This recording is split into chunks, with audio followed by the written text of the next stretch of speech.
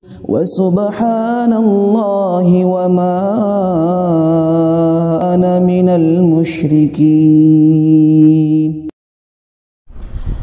السلام عليكم ورحمة الله وبركاته. إن الحمد لله نحمده ونستعينه ونستغفره ونعوذ بالله من شرور أنفسنا ومن سيئات أعمالنا.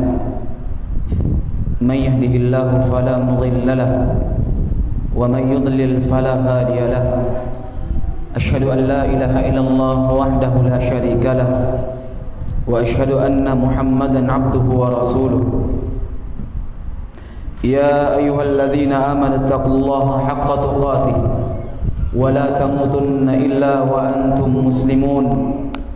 يا أيها الناس اتقوا ربكم الذي خلقكم من نفس واحدة وخلق منها زوجها وبث منهما رجالا كثيرا ونساء واتقوا الله الذي تساءلون به والأرحام إن الله كان عليكم رقيبا. يا أيها الذين آمنوا اتقوا الله وقولوا قولا سديدا يصلح لكم أعمالكم ويغفر لكم ذنوبكم ومن يطع الله ورسوله فقد فاز فوزا عظيما. أما بعد فإن أصدق الحديث كتاب الله وخير الهدي هدي محمد صلى الله عليه وسلم وشر الأمور محدثاتها فإن كل محدثة بدعة وكل بدعة ضلالة وكل ضلالة في النار. Ma'asyiral muslimin wal muslimat rahimakumullah. Alhamdulillah, di malam hari ini kita kembali dikumpulkan oleh Allah Subhanahu wa taala dalam keadaan sehat wal afiat. Alhamdulillah, sehat iman dan jasad kita. Ini hal yang sangat penting dalam kehidupan kita. yakni kita lebih mementingkan kesehatan iman kita dibandingkan kesehatan jasad kita. Banyak orang ketika sakit fisiknya maka dia sibuk cari obat, sibuk cari suplemen, sibuk cari makanan, minuman yang bisa menyehatkan, menyembuhkan dirinya. Namun sangat sedikit di antara manusia yang perhatian ketika imannya lagi sakit. Padahal kalau kita mau jujur memperhatikan, gampang sekali kalau kita mau lihat iman kita lagi sakit atau tidak. Bagaimana caranya? Lihat saja ketika kita beribadah. Kalau ada perasaan malas atau tidak merasa bersalah ketika ibadah itu berkurang.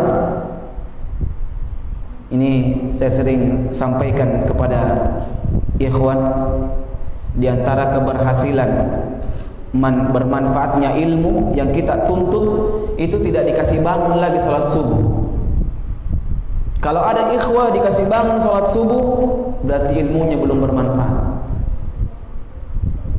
Ilmunya belum bermanfaat. Lebih-lebih lagi kalau anak pondok dikasih bangun, ini berarti aib baginya. Aib. Kenapa? Sakit ini imannya orang ini. Togar ringan nih Pak. Ya, orang sakit kalau begini Pak. Kalau orang sehat dari sisi imannya, maka ibadah itu secara otomatis. Masuk waktu sholat bangun, sholat malam bangun, puasa berpuasa, zikir zikir, berdoa berdoa, otomatis dia Pak. Begitu kalau sehat. Tapi kalau ada penyakit berat. Kalau fisik sakit Pak, coto enak tidak dimakan. Susah masuk itu coto, 2 sendok, 3 sendok, sudah selesai. Kalau biasanya 2 mangkok Pak, iya kan? Iya, 2 mangkok 3 piring nasi, 2 mangkok coto, 4 ketupat. Kalau sehat, tapi kalau lagi sakit 3 sendok. Kenapa? Sakit jasadnya. Begitupun dengan iman. Kalau iman ini sakit, maka tidak ada nikmat beribadah. Tidak ada nikmat beribadah. Angkat tangan saja. Ruku juga, sujud juga. Tidak ada kenikmatan. Ini antum perhatikan ini. Sehatnya iman paling penting daripada sehat jasad kita. Dan para ulama telah memberikan tips untuk menyehatkan kita punya iman. Bagaimana? Dipaksa itu ibadah, Pak. Dipaksa itu ibadah. Jangan bilang, Ustaz, tena pakio. Ngapa tena kemari masih kali? Ustaz, tena pakio. Balle-balle lanjut bang. Azan siang malam azan, Pak. Dijar sampaikan, dikumandangkan azan. Kenapa belum ke Baitullah, Pak? Padahal sudah punya motor, punya mobil, punya rumah, belum umrah. Ini orang sakit hatinya ini, sakit imannya ini orang. Punya mobil tidak wajib, Pak. Sahih? Punya rumah wajib atau tidak? Tidak wajib punya rumah, Pak. Enggak apa-apa ya, kontraktor terus menerus, Pak. Tahu kontraktor? Pak kontrak terus, tidak ada masalah. Tapi umroh haji wajib. Ada orang punya mobil, punya rumah, punya motor, belum haji umroh. Ini orang berpenyakit imannya ini orangnya. Sakit imannya ini orang, cacat imannya. Kenapa? Tidak otomatis imannya. Tena pakio, Ustaz. Bukan tena pakio, tidak mendaftar. Sahih? Coba mendaftar. Daftar sharing umroh. Kapan? Bulan depan. Jual mobil satu itu. Aib, Pak, aib. Punya mobil, punya motor, tapi tidak pernah umroh dan haji. Aib. Ya? Nah. Paham? Paham semua? Alhamdulillah. Sudah paham sudah? Selesai kajian. Nah, makanya ikhwan rahimakumullah, dakwah itu tidak perlu muluk-muluk, Pak. Pembuktian yang perlu. Biar banyak ilmu, banyak hafalan, tapi actionnya tidak ada. Bukan salafi sejati. Ini salafi KW. Bajakan ini orang ini. Dan ingat, saya sering menyampaikan di antara penyebab orang menyepelekan ibadah, amalan, persoalan agama karena tauhidnya berpenyakit. Di pertemuan yang lalu saya sebutkan, Pak, manfaatnya belajar tauhid, belajar akidah yang benar. Supaya apa? Supaya sedikit demi sedikit pelanggaran itu kita tinggalkan. Supaya sedikit demi sedikit perintah itu kita mampu paksakan diri kita untuk melakukan. Sumber ketaatan, sumber seseorang bisa taat sama Allah, perintah maupun larangan, itu karena akidahnya yang kuat, jamaah. Akidah yang kuat. Makanya ini antum prioritaskan, Pak. Dan ingat, ini dakwah seluruh para nabi dan rasul. Dan orang-orang yang mengikuti para nabi dan rasul, dakwahnya siang malam tentang tauhid, tentang akidah. Tidak pernah mulut ini kering, Pak. Ada kajian juga di belakang? Tidak ada ya? Nah, sampai di mana tadi? Sampai di mana tadi? Sampai mana tadi bahasan? Hah? Mulut ini tidak pernah kering. Masya Allah, barakallahu fiik. Jadi harus siang malam, Pak. Jangan pernah merasa bosan. Kajian tauhid mising. Kajian akidah mising. Lebar. Jangan. Ingat para nabi dan rasul, Pak, siang malam mendakwahi umat ini, mengajak mereka ani'budullaha wajtanibut taghut. Ini antum hafal semua ini, Pak. Walaqad ba'atsna fi kulli ummatin rasula ani'budullaha wajtanibut taghut. Allah mengajarkan kepada kita rukun dakwah la ilaha illallah. Ada berapa rukun dakwah? Rukun la ilaha illallah? 2. Dalam ayat ini, saya cari ayatnya dulu. Surah An-Nahl ya. Nah, coba antum buka surah An-Nahl.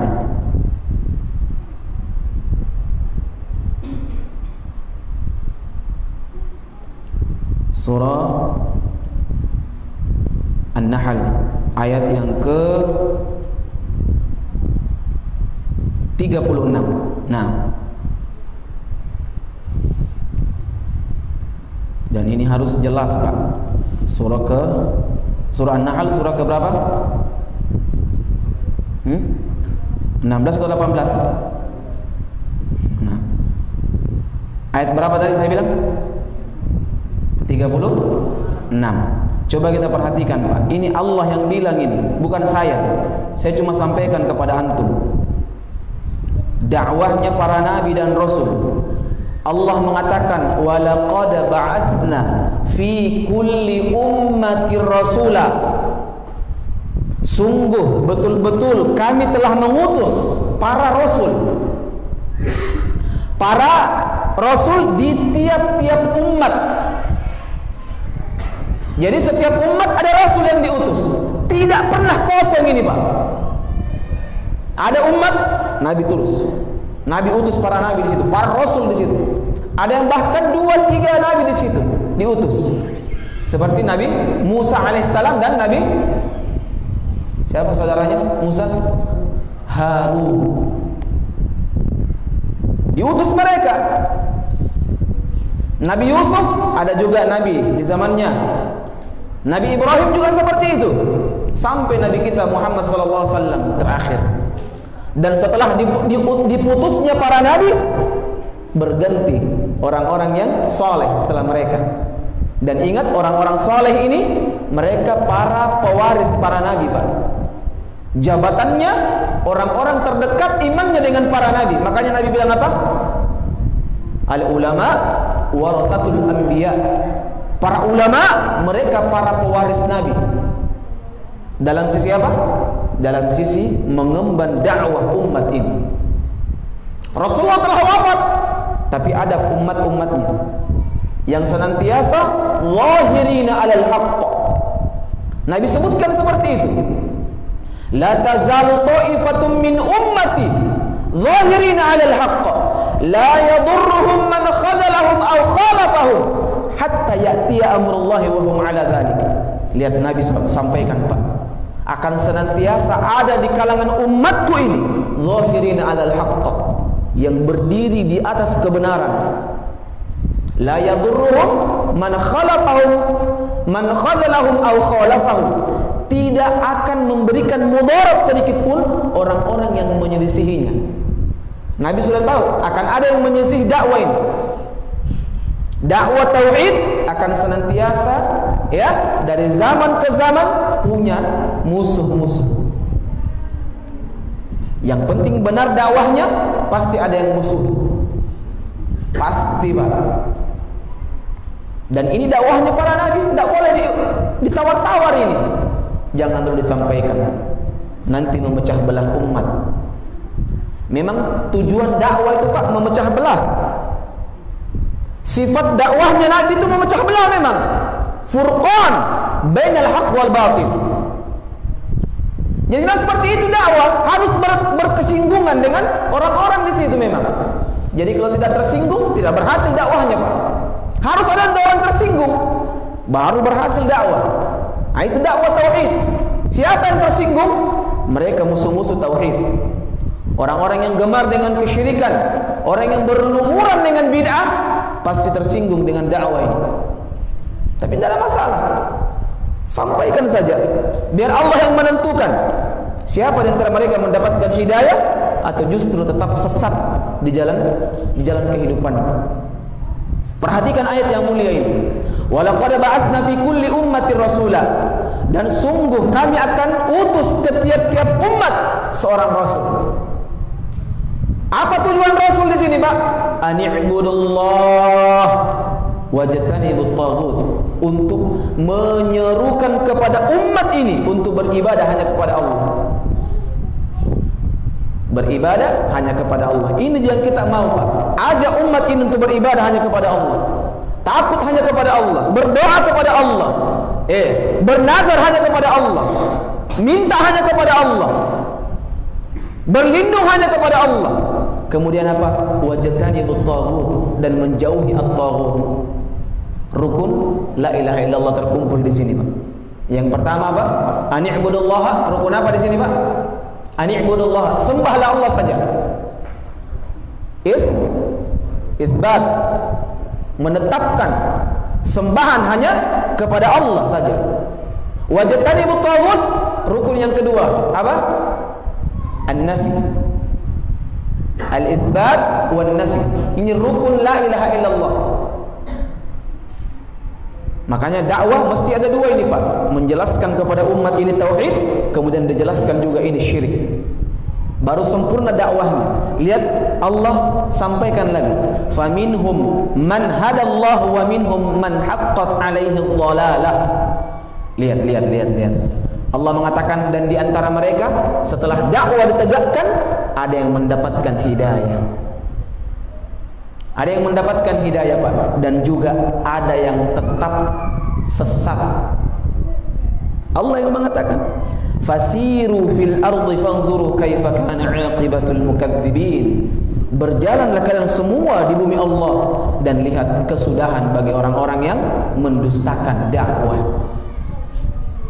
Lihat, Allah sudah tahu memang, Pak, akan ada yang memusuhi dakwah ini. Ada orang yang tidak mendapatkan hidayah. Ada, Pak. Jangankan kita ini, Pak, sehebat bagaimanapun dakwah kita, pasti akan ada yang tidak terima dengan dakwah ini.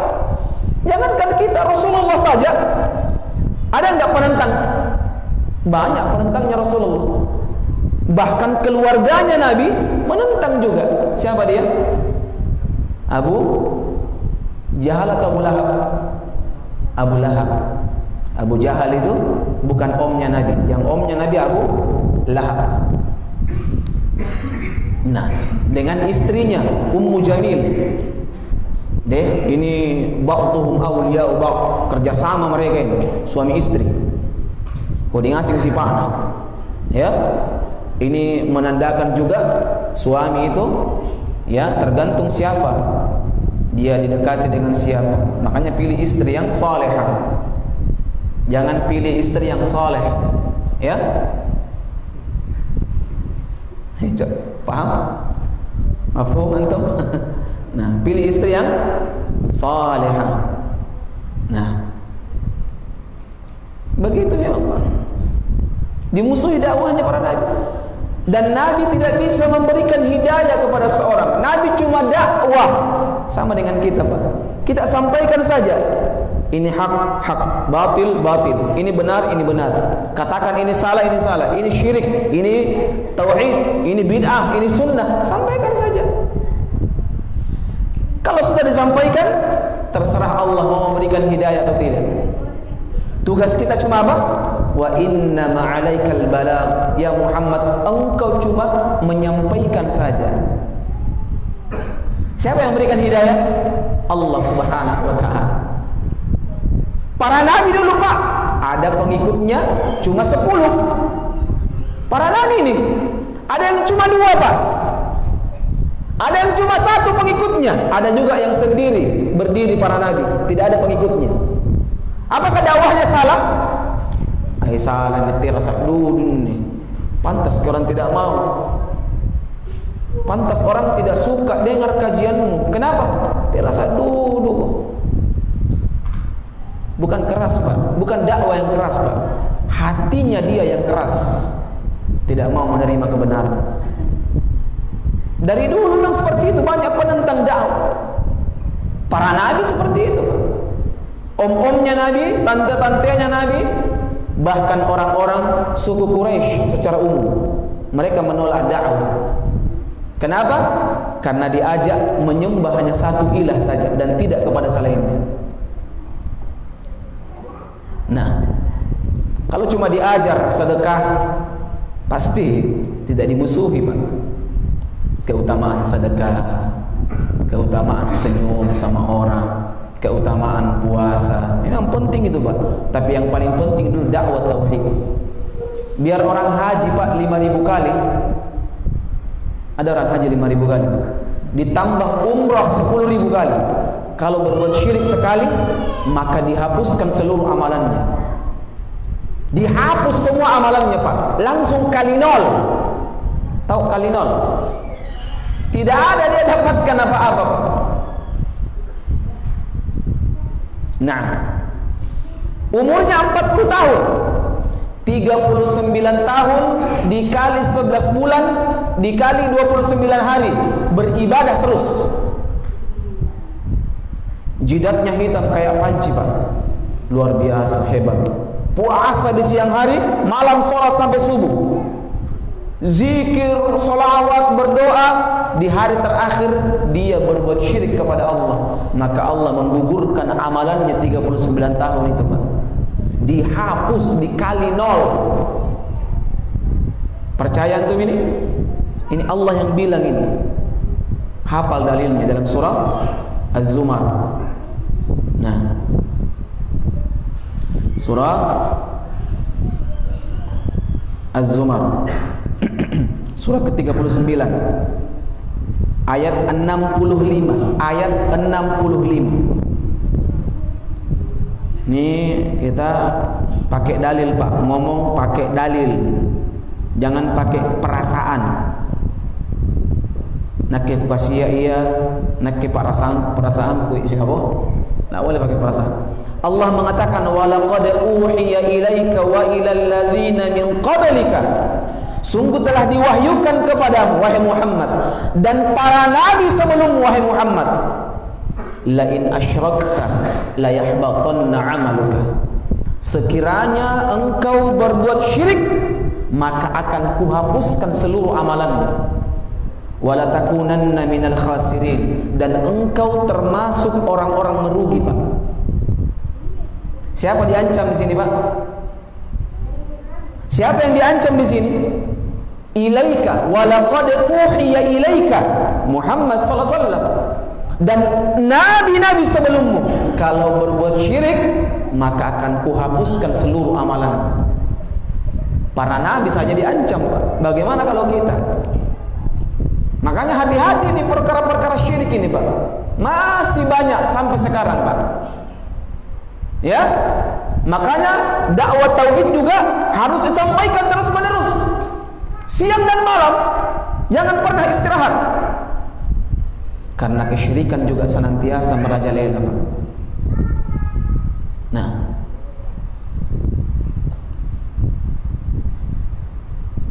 jangan sampai orang lagi bilang, ini keras sekali dakwah ini. Ya, keras. Justru Pak, kalau kita dakwah tauhid, itu tandanya kita cinta kepada umat Pak. Kita cinta sama dia. Justru kalau kita mendakwahkan tentang tauhid, berarti kita sayang sama orang Pak. Sayang kita Pak. Lihat Nabi SAW. Nabi tidak akan pernah diam kalau itu kemungkaran, pasti Nabi sampaikan. Di dalam Al-Quran Allah sebutkan sifatnya Rasulullah SAW. Nabi kan begitu Pak. Nabi Pak dakwah tauhid, saking hebatnya Nabi, 5 hari menjelang Nabi wafat, Nabi masih dakwahkan tauhid. Dalam Sahih Bukhari disebutkan itu. Dalam Sahih Bukhari disebutkan. Apa kata Nabi sallallahu alaihi wasallam? La'anallah al-yahuda wan nasara ittakhadhu qubur anbiya'ihim masajid. Semoga Allah melaknat Yahudi dan Nasrani. Yahudi dan Nasrani. Kenapa mereka Pak menjadikan kubur-kubur orang para nabi mereka menjadi masjid-masjid? Sekarang begitu kan? Ya kok Bang? Jadi masjid. Ya. Di Jawa lebih banyak lagi Pak. Di sini cuma beberapa masjid. Kuburan dijadikan masjid. Tidak boleh sholat di situ Pak. Kalau ada kuburan lebih dulu baru dibangun masjid, masjid yang harus dirubuhkan.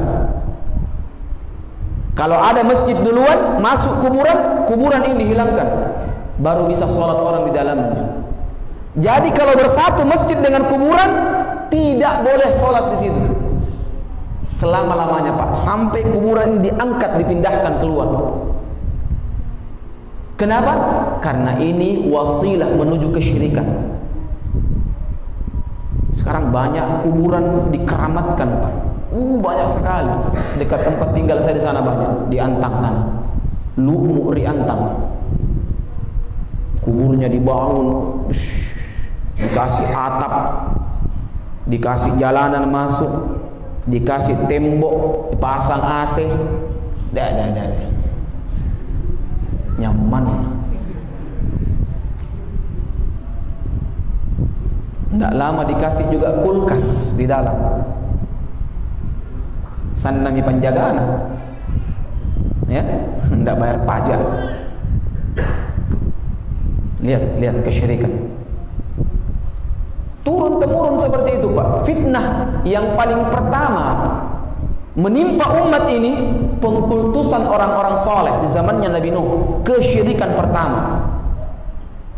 Ini bahaya memang ini, Pak. Dakwah kepada diri kita. Banyak begitu ustaz-ustaz, dai-dai, kiai-kiai, habib-habib, nangka angkat gurunya.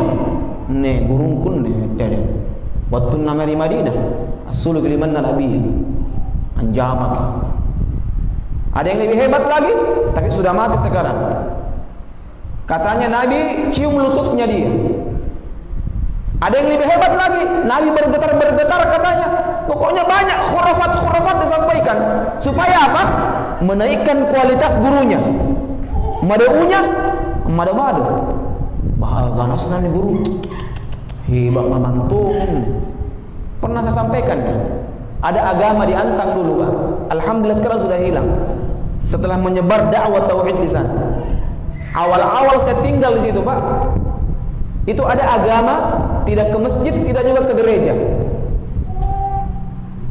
Jadi mereka beribadah itu ada ibadahnya tersendiri. Ya?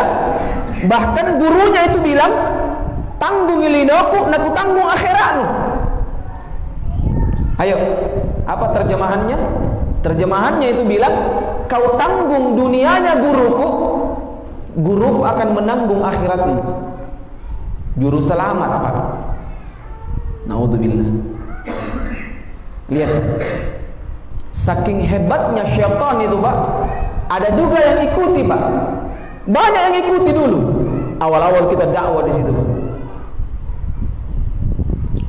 Apalagi khurafatnya, saya sempat berbincang-bincang dengan mantan pegawai, mantan pengikutnya, Pak. Alhamdulillah sudah tobat. Nah, karena ngapa natena? Kenapa? Saya kasih bahasa Indonesia saja ya. Bagaimana orang tidak tertarik, Ustaz? Gurunya ini berjaga di pintu surga katanya. Saya bilang malaikat ini doang itu kalau begitu, Pak. Coba lihat, Pak. Kebohongannya sampai seperti itu, Pak. Ada nggak yang percaya? Ada yang percaya. Banyak yang percaya ketika itu. Lihat. Kalau viral waktu itu Lumur Yantang, kasihan Lumur Yantang, pengikutnya sebagian ikut ke sana. Tapi sekarang alhamdulillah Lumur Yantang sudah hampir punah. Alhamdulillah sejak dakwah tauhid. Hampir 5 tahun kita itu tauhid terus. Alhamdulillah. Sekarang sudah tidak ada lagi orang-orang tertentu mami ke Lumur Yantang. Ini kita dakwah lagi. Saya memang sering-sering cari itu masjid yang dekat-dekat kubur dikeramatkan. Kayak kajian saya di Tamarunang itu dekat Datur Ripat Gentungang. Wah, aslinya tongannya. Nah, kita dakwah tauhid juga di sana. Alhamdulillah. Sejak merebaknya dakwah tauhid di sana, kurang-kurang nih peminatnya ini, langganannya nih Datur Ripat Gentungang. Tapi tidak tahu kalau di Seyus mungkin diusir kita kalau di sana kajian. Kajian tentang tauhid ini. Tapi saya sampaikan kepada antum, dakwah seperti ini antum semua yang hadir sampaikan kepada anak-anak, istri, kepada keluarga kita. Paling tidak seperti itu, Pak. Harus bersambung ini dakwah. Antum tahu penyebab corona datang? Karena apa kira-kira? Karena banyak kesyirikan. Banyak kesyirikan terjadi di negeri kita ini, Pak. Dosa banyak. Itu musibah turun karena banyak dosa, Pak. Ini perkataan Ali bin Abi Thalib. Manuzila bala illa bidzambin. Tidak turun bala musibah kecuali karena dosa yang banyak. Banyak dosa, Pak. Nah, begitupun pernah di Mesir. Pernah antum dengar kisahnya Al-Imam Ibnu Katsir yang menceritakan ini, Pak.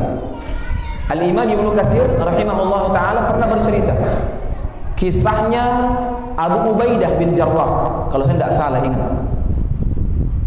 Iya, Abu Ubaidah. Abu Ubaidah atau Abdurrahman bin Auf ya. Saya agak lupa sahabat itu. Di zamannya Khalifah Umar bin Khattab. Kebiasaan orang-orang di Mesir ketika itu, Pak, kalau paceklik atau paceklik tidak hujan, itu ada tumbal.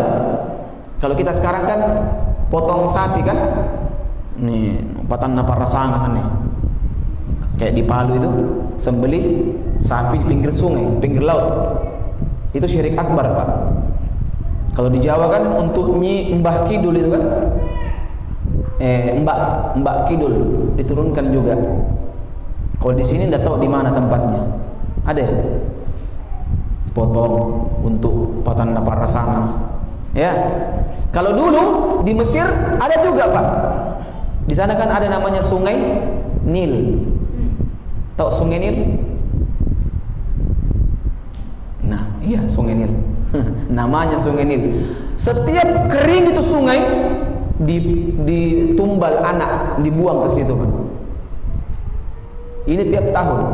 Akhirnya ketika Abdurrahman ibnu Auf memimpin menjadi gubernur di sana, melarang hal itu karena syirik. Syirik akbar, Pak, ini. Ini syirik akbar.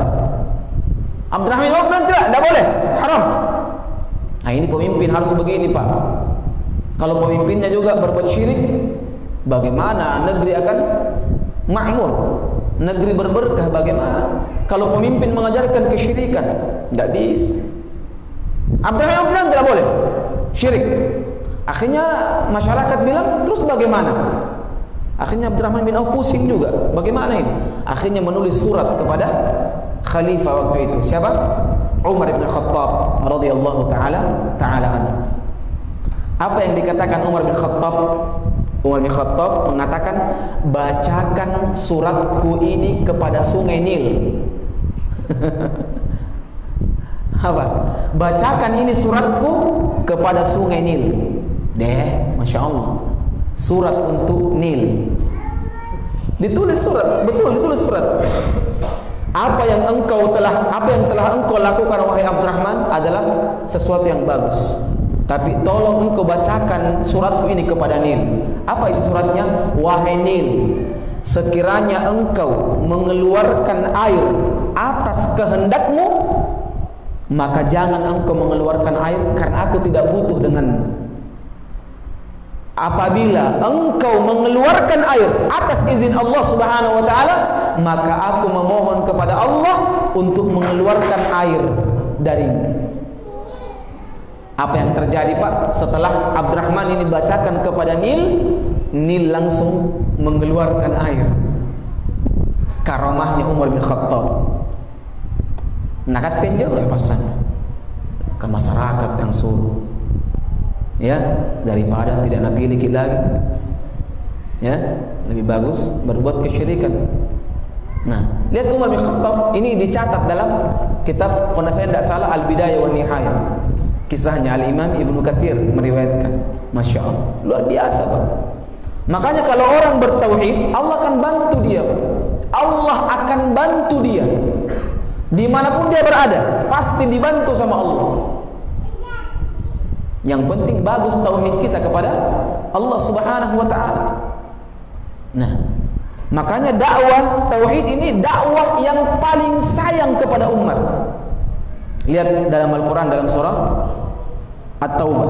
Ini kita kasih muqaddimah seperti ini supaya antum lebih semangat belajar tauhid.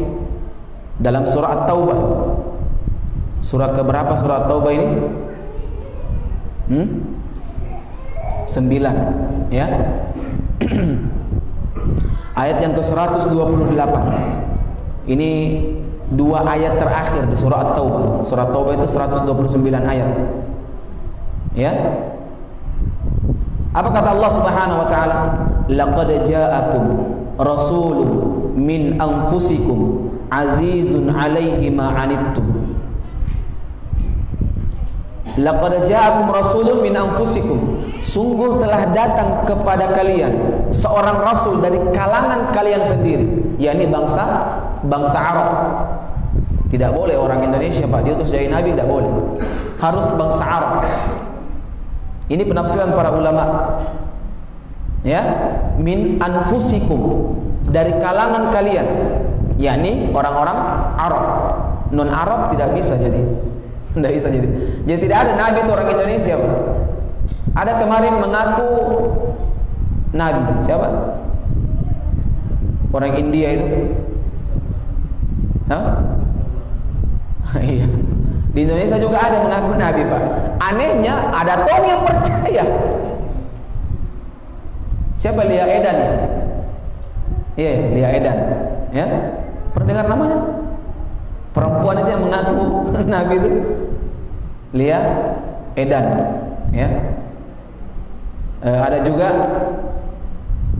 siapa lagi? Mirza Ghulam Ahmad, mengaku nabi juga dari India. Banyak mengaku nabi, Pak, karena dia pikir enak jadi nabi itu, Pak. Kalau pilihan manusia, tapi kalau Allah yang pilih, tidak sembarang orang jadi nabi, Pak. Jadi nabi itu harus siap menerima sakit 2 kali lipat dari umatnya. Kalau sakit 2 kali lipat sakitnya daripada umat yang paling keras. Ujiannya dilipat gandakan oleh Allah, musibahnya. Siapa yang mau jadi nabi, Pak? 2 kali lipat, dilipat gandakan musibah baginya kalau siap jadi nabi. Tidak sembarang itu jadi nabi, Pak. Harus orang yang paling sabar di kalangan manusia. Orang yang paling sabar. Kenapa? Orang yang paling dahsyat ujiannya, musibahnya. Nabi kan begitu, Pak. Nabi katakan, ditanya sama Abu Sa'id Al-Khudri. Ya. Nabi ditanya, ayyun nas asyaddu bala? Siapa manusia yang paling keras ujiannya, musibahnya, balanya? Apa kata Nabi? Al-anbiya, para nabi. Summal amsal fal amsal. Kemudian yang semisal dengan nabi, kemudian yang semisal dengan. Makanya kita bisa sampaikan di sini, kabarkan di sini bahwa selama ada agama pada diri kita, maka musibah akan datang. Nah, makanya di situ Pak Aziz min anfusikum. Ada di antara kalian seorang rasul. Azizun alaihi ma'anittum. Sangat berat Nabi sallallahu alaihi wasallam apa yang membuat umatnya menderita.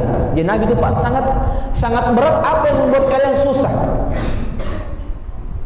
Nah, di sini para ulama mengatakan bahwa ini bukti bahwa Nabi itu sangat menginginkan kemudahan bagi kalian. Makanya Nabi katakan apa? Inna hadzal din yusrun. Sesungguhnya agama ini mudah, kata Nabi SAW. Mudah ini agama, jangan dipersulit. Ini sifatnya Nabi yang pertama. Ya, azizun alaihi ma'anittum, harisun alaikum, dan berkeinginan keras, berkeinginan kuat Nabi SAW untuk memberikan hidayah kepada kalian. Hidayah apa di sini? Hidayah irsyad. Ingat Pak, hidayah itu 2. Hidayah yang pertama adalah irsyad. Yang kedua hidayah taufiq.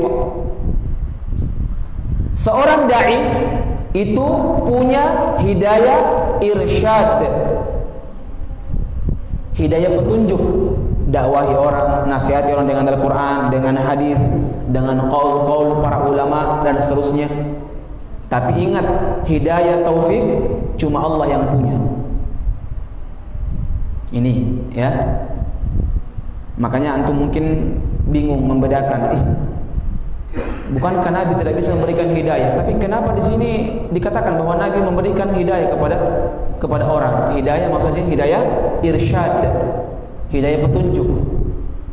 Harisun alaikum, Nabi sangat berkeinginan keras untuk apa? Menginginkan kalian mendapatkan hidayah. Bil mu'minina raufur rahim, dan Nabi sangat penyayang kepada orang-orang beriman. Bukti sayangnya Nabi kepada kita apa? Para ulama menjelaskan, Nabi sampaikan semua agama kepada kita. Tidak ada yang Nabi simpan-simpan, jemaah. Para ulama menghadirkan hadis yang diriwayatkan oleh Imam At-Tabrani.